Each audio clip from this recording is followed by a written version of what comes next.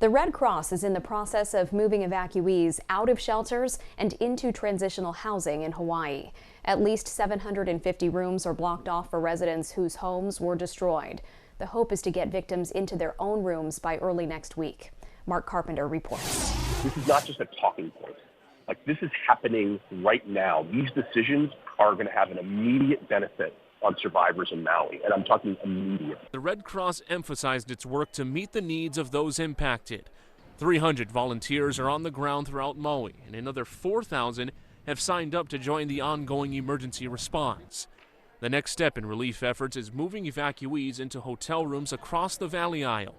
Federally funded lodging that will be available for at least the next 7 to 8 months, a stretch that will likely be extended.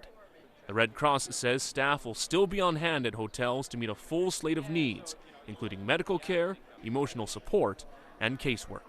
It's not just giving somebody a voucher for a hotel that they'll find someplace to stay for 2 weeks and renew it every 2 weeks.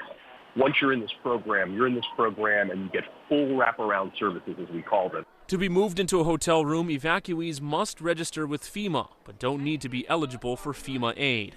Those currently staying in congregate shelters will be the first to be relocated, and the Red Cross is taking its outreach to the community. I have 3 teams out in West Maui today who are encountering folks who are in tents or in cars, and so as long as we can verify their preliminary eligibility, we're moving them into hotel rooms as quickly as we can today, and we'll continue to do that work over the next several days. Relief groups are also keeping a very close eye on the mental health impacts of this disaster.